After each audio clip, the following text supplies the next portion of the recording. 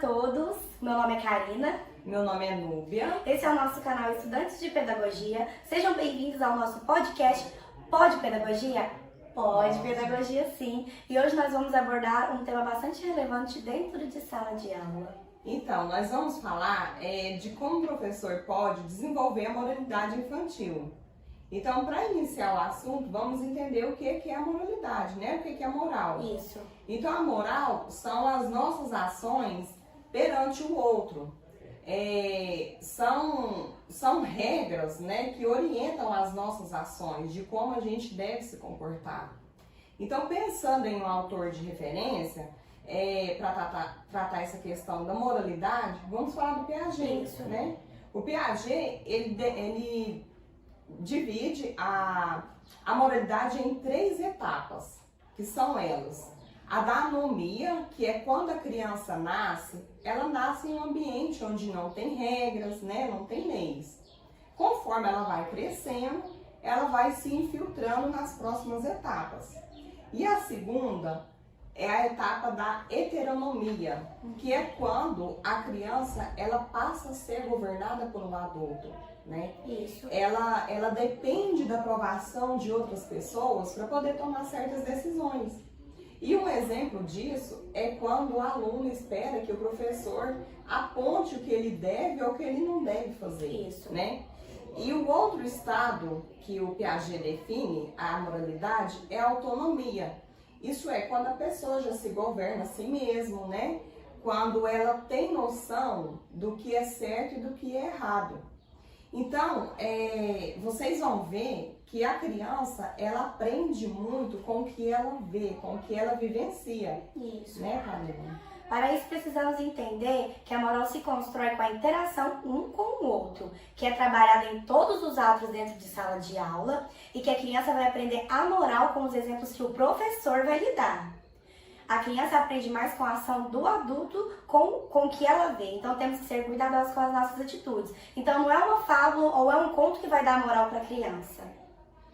Isso, e aí a Karina até vai citar para nós um exemplo, né, de moralidade que pode ser desenvolvida em sala de aula, né, Karina? Isso. Primeiramente, é importante trabalhar a reciprocidade entre as crianças. Fazer ela entender o porquê ela não pode fazer isso, o que eu não quero para mim e o que eu não quero para o outro. Então, vamos pensar em atitudes, em nós como professores, podemos ter dentro de sala de aula, que vai trabalhar a questão da moralidade. Um caso é o caso da mentira. O que o professor pode fazer diante dessa situação? Digamos assim, a criança comeu um biscoito, que não é hora dela comer o biscoito, e está com a boquinha suja ou deixou o pacotinho no cantinho da sala do biscoito, jogado no chão. Você tá ali e vê que a criança tá falando pra você, eu não fiz isso. A criança está mentindo, mas você está vendo os vestígios da sujeira, da bolacha que ela deixou. Então, o que a gente precisa fazer? A gente precisa dialogar com a criança, a gente precisa sentar na mesma altura que a criança, sem gritar, sem colocar a voz, entendeu? Então, a gente tem que sentar e conversar com a criança e falar pra ela, perguntar pra ela, isso é certo que você fez? Isso não é certo. Mostrar as consequências dessa mentira.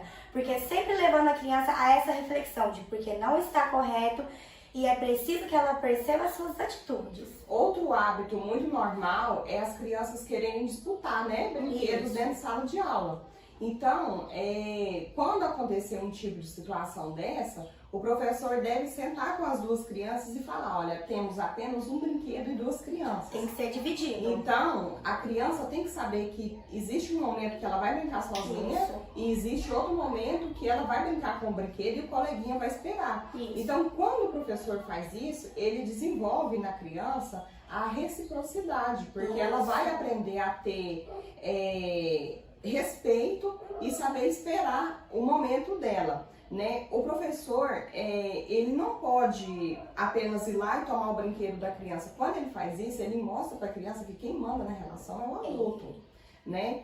Então, assim, outro exemplo também, quando eles brigam demais, o professor, ele deve criar dentro de sala de aula um vínculo afetivo, né, Karina? Piaget fala que o amor e o temor andam juntos. Então, a criança deve amar e respeitar é o professor, do mesmo jeito que o professor também deve amar e ouvir e entender essa criança, Sim, né? Então, a criança, ela aprende muito com as nossas ações. Se eu demonstro amor por essa criança, eu vou esperar amor dela, né? Se eu demonstro respeito por essa criança, eu vou esperar respeito dela.